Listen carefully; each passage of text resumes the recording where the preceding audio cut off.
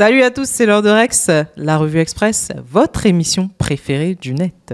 Ici, on décrypte les infos, les actus et les faits divers. C'est parti pour une patrouille spéciale AES. Et je retrouve tout de suite Cyriac. Salut Cyriac. Salut Janice, comment ça va? Janice va bien, écoute, et toi?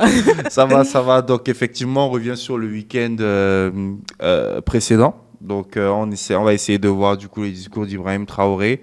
Le week-end était très mouvementé. Il y a eu la réunion de la CEDEAO aussi, tout ça mélangé. Mais on va faire court dans cette vidéo. Donc on va se concentrer sur le discours d'Ibé parce que c'est la vidéo la plus recommandée. Donc, c'est ce que avec j'ai des reçu, pépites à la clé, des mots chocs et des Ex- punchlines. Exactement. Donc on m'a dit de regarder. Je vais essayer de ne pas mettre les organes, de rester calme. Et Mets puis les organes, Cyriac, mets les organes. Les Allez. organes, c'est fini. on veut mourir vieux. Donc, on va pas mettre les organes. Donc, c'est parti. 3, 2, 1, let's go. Camarades membres des différents gouvernements de l'AES, chers participants donc au premier sommet des chefs d'État de l'AES, bonjour. C'était un immense plaisir et un honneur de nous retrouver ici aujourd'hui, une date bénie, une date mémorable, le 6 juillet 2024, ici à Niamey.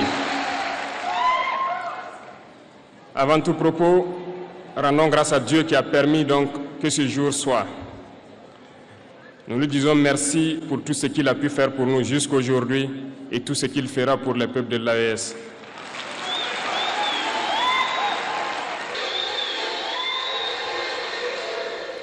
Donc, réunion faite en simultané avec la CEDEAO. C'est ça. Et puis, il y en a qui disent qu'ils sont encore là. Ok. Attends. Avant Ouais, vas-y. Avant qu'on ne reprenne, je vois que la Côte d'Ivoire est bien représentée. Hein. Orange, blanc, vert, la canne est partout. Bon, ça, c'était une petite parenthèse inutile. On poursuit. Les gars, c'est les aléas du direct. Janice est fatigué.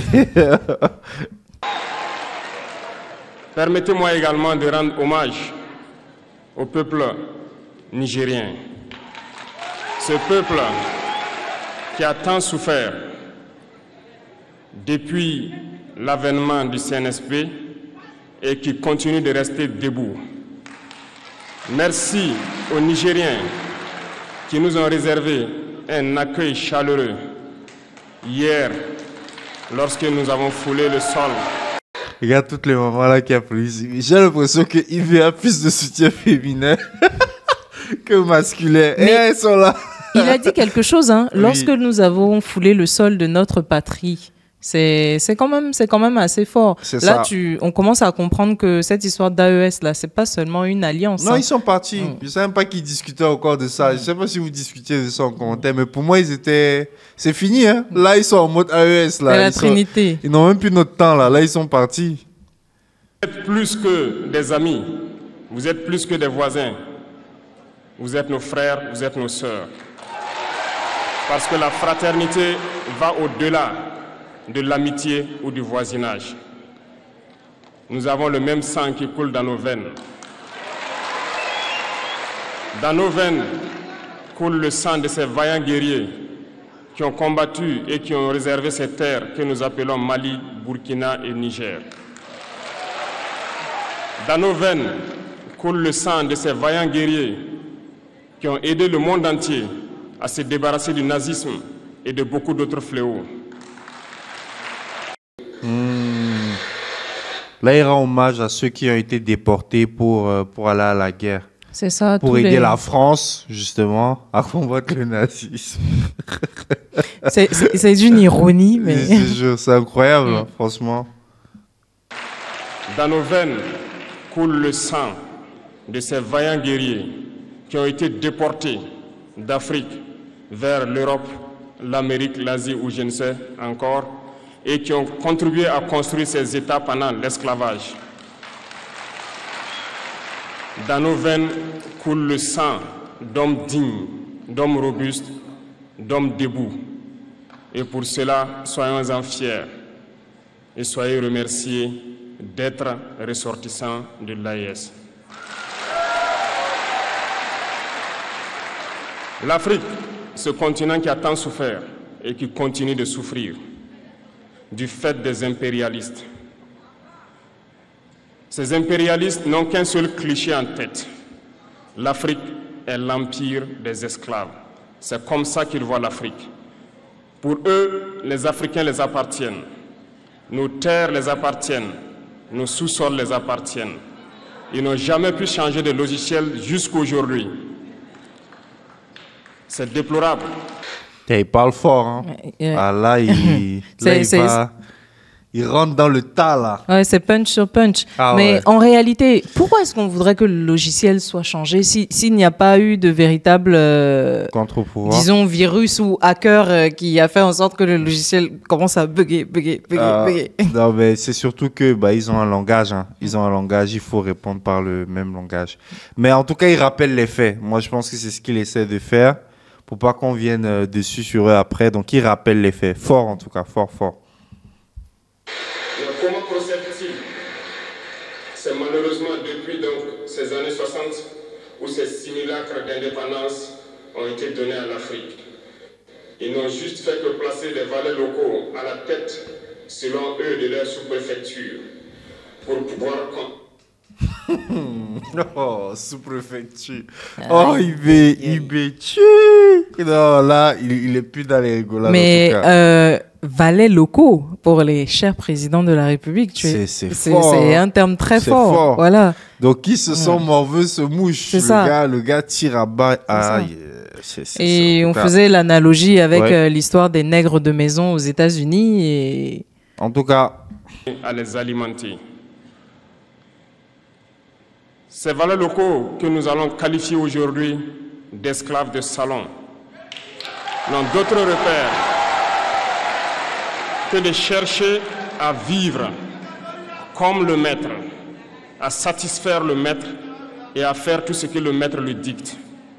tu vois, là c'est fort parce que bon, pour ceux qui ont la ref ou pour ceux qui voient un peu ce qui s'est passé avant, dans les années 40-50, on avait les mêmes discours de Sékou Touré, etc. On a eu les mêmes discours avec Malcolm X notamment sur ces différentes apparitions, donc la notion de maître, esclave, valet, etc.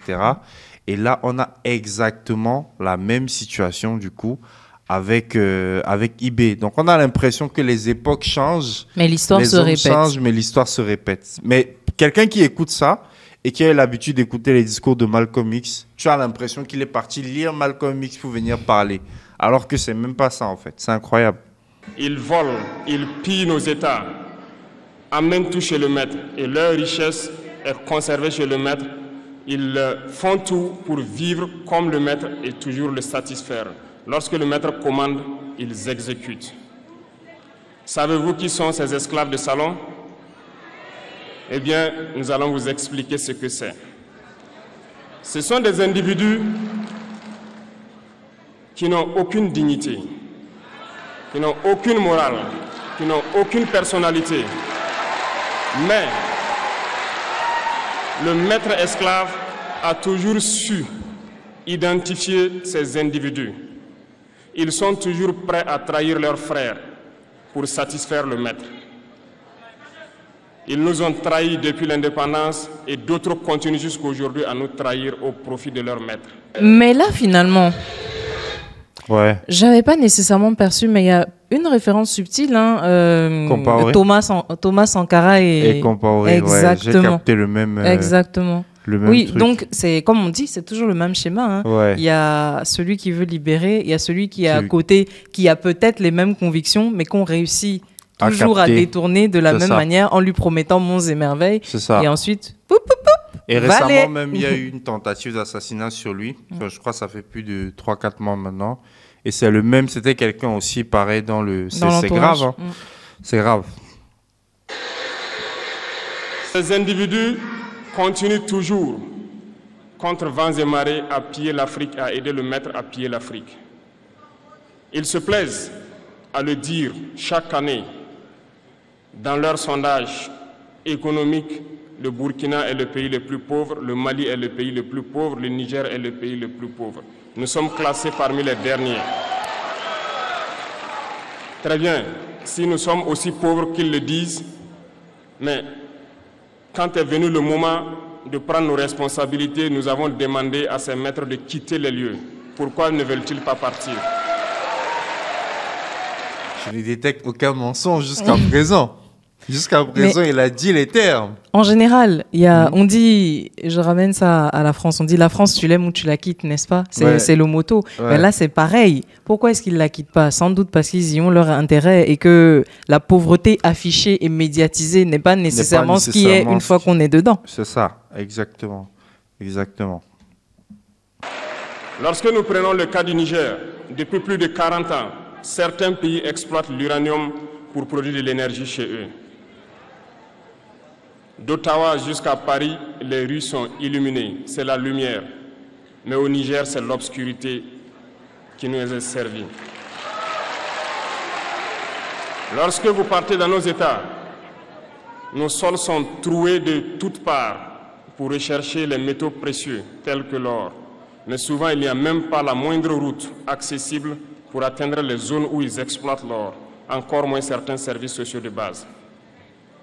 Voilà pourquoi nous avons décidé de nous révolter et de prendre le destin de nos pays en main.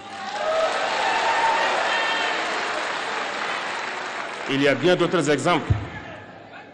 Mais lorsque nous avons décidé ainsi, eh bien, nous avons été approchés par certains esclaves de salon pour nous passer le message de leur maître. Parce qu'ils avaient créé cette sorte de chaîne polymère qui se relève à la tête de nos États pour les servir. Et nous sommes venus briser la chaîne. Et c'est inconcevable pour eux. Et là, on revient sur cet aspect qui est que maintenant, le gouvernement conscient, j'ai envie de dire, est au service du peuple, contrairement à l'analogie du valet de maison qui servirait d'autres intérêts, dont celui de l'impérialiste. C'est pour ça qu'il prend les exemples qu'il vient de prendre. On a plein d'uranium, on est capable d'aller éclairer les rues de Paris, mais chez nous, c'est sombre. Donc, c'est dire qu'on est dans un schéma où si tu n'as pas le bon gouvernement en place, qui ne négocie même pas les bons contrats. C'est un schéma gagnant-perdant. Voilà, comme d'habitude. Ce pourquoi les gens sont en train de lutter, puisque les gens veulent du gagnant-gagnant. Et quand les gens qui viennent au pouvoir affichent manifestement leur volonté d'avoir du gagnant-gagnant, ils sont combattus. C'est ça. C'est ce qu'il explique, Ils nous ont donc approchés et ils nous ont demandé de rentrer dans les rangs pour faire partir de l'élite qui doit diriger l'Afrique, parce qu'ils ont une élite formée et formatée qui doivent suivre, qui sont incrustés dans cette chaîne-là. Nous avons refusé de rentrer dans leur rang. Et dès lors, les hostilités ont commencé. Et ils ont fait fourvoyer dans nos zones plusieurs mercenaires, des formateurs. Les agents sont descendus dans le Sahel pour espérer mener des attaques barbares, lâches contre nos populations, espérer les révolter. En plus de ces attaques sur le terrain, les attaques communicationnelles, la manipulation, la désinformation battent son plein dans leur rang. Ça, c'est pas faux ce qu'il dit. C'est ça. Notamment, on a dit récemment qu'il n'était plus là, qu'on avait fait un coup d'État. Toujours les mêmes méthodes. Et je remarque deux pôles, donc communication. Et sur le terrain en termes militaires. Donc, le terrorisme, on passe par des mercenaires, etc. On crée un peu le chaos dans une zone de préférence où il y a beaucoup d'enjeux et de richesses dans le sol naturel.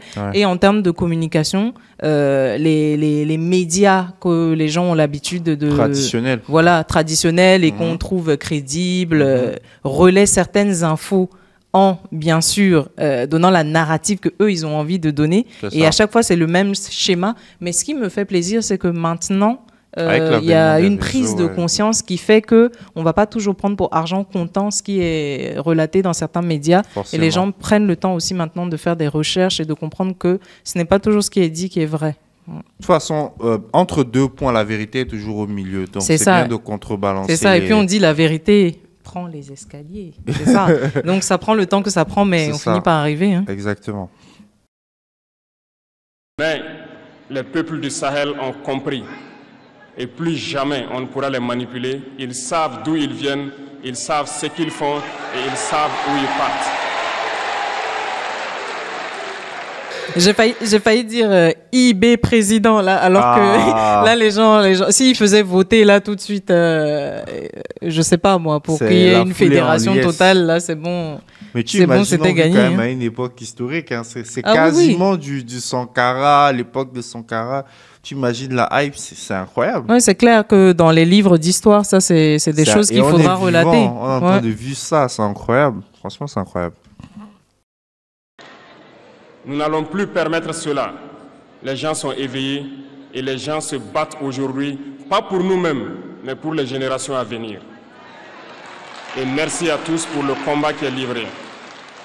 Cela ne nous fait jamais pleurer. Nous n'allons pas trembler.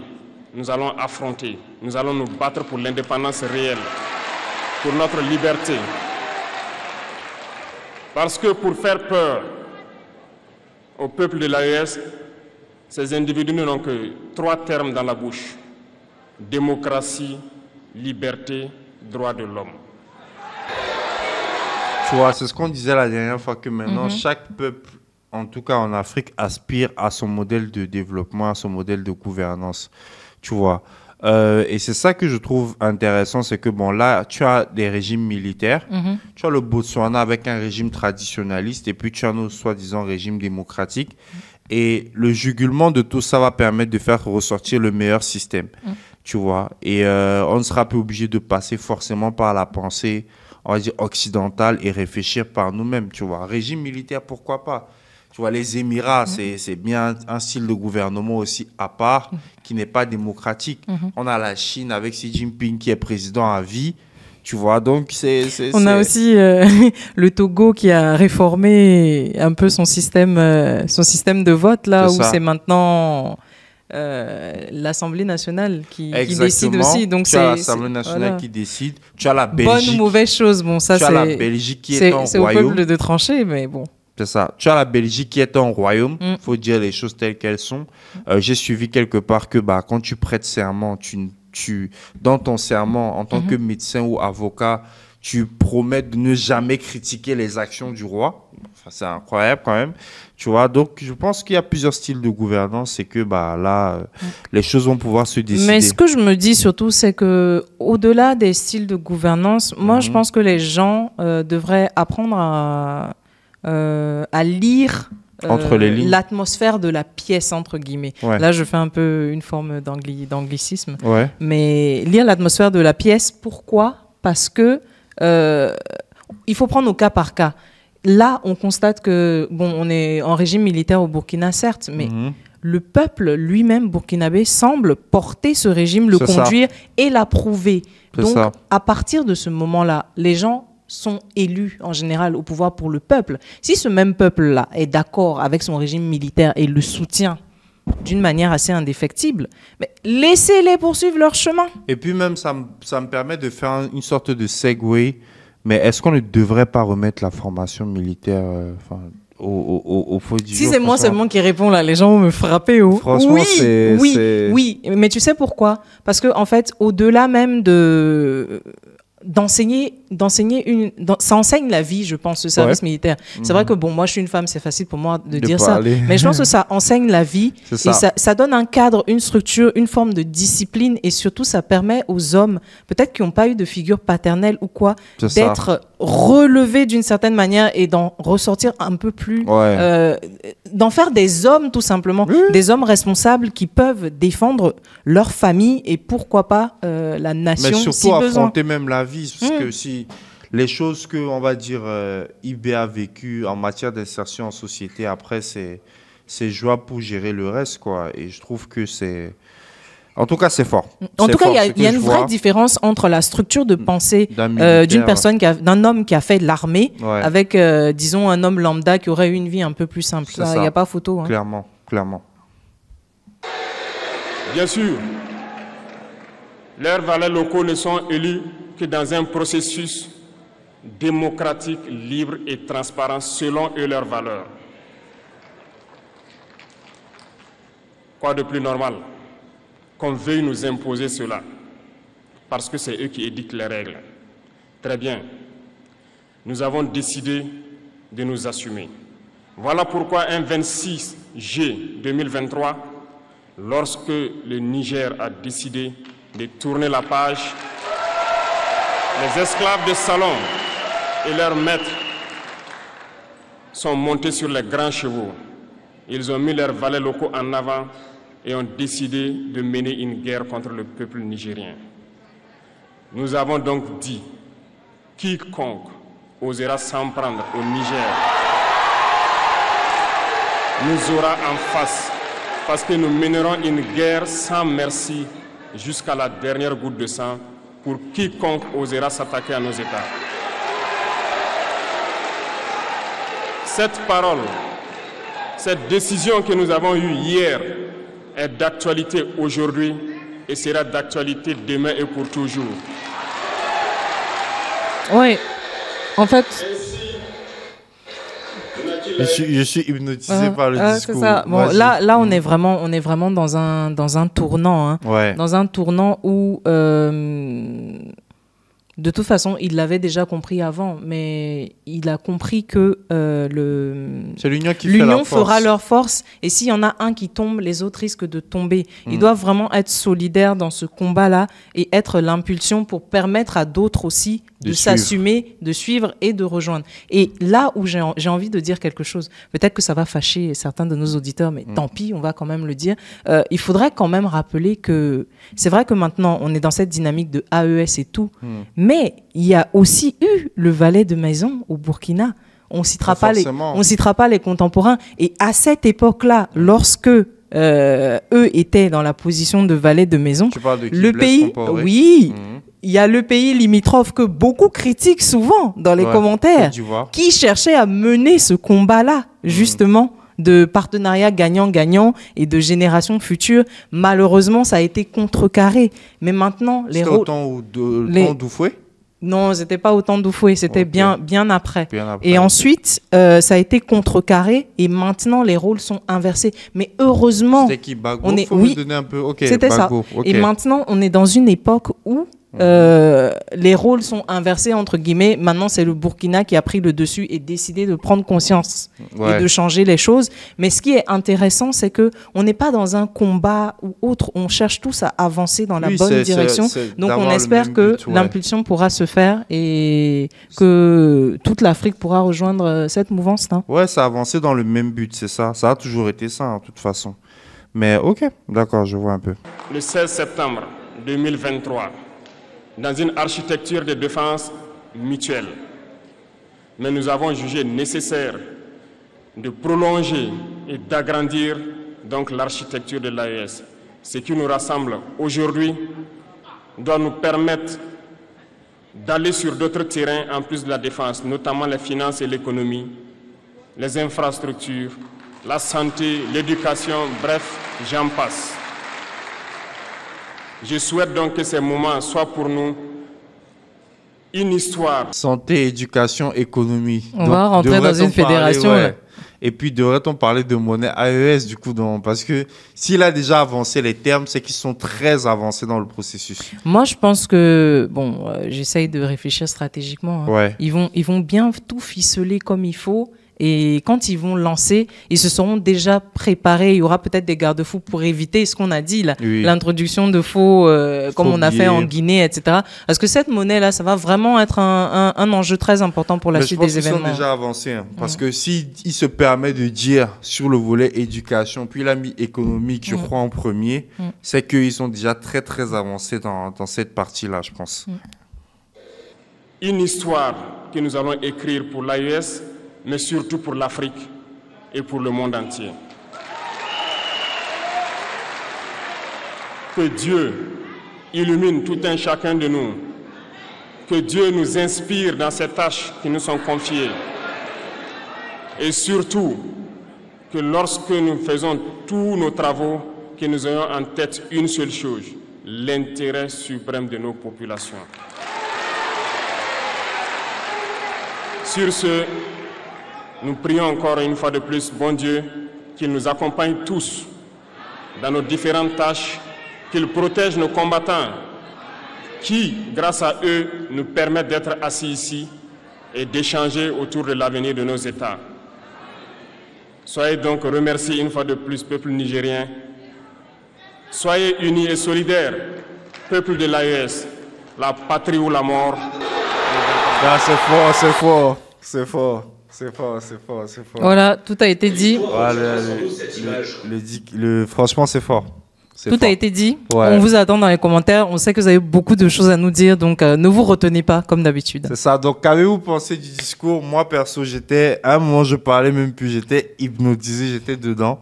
Donc, franchement, fort. Il est fort. Très, très grand orateur. Le message est dit et je pense que l'Afrique devrait suivre, quoi. C'est juste incroyable ce qui se passe. On est à l'aube d'une nouvelle histoire, les gars. C'est vraiment incroyable. Je vais pas pleurer parce que je suis garçon, mais franchement, ça m'a touché. Je te laisse conclure. Alors les gars, est-ce que vous pensez qu'on doit réinstaurer le service militaire pour les hommes? Clairement. Est-ce que vous pensez que les États de l'AES vont finalement former une fédération et un seul et même État? On vous attend dans les commentaires. Que vous ayez aimé ou pas cette émission, n'oubliez pas de vous abonner à la chaîne de l'Investisseur Africain et activer la cloche de notification pour ne rater aucune nouvelle vidéo. À très bientôt. À plus. Ciao, ciao.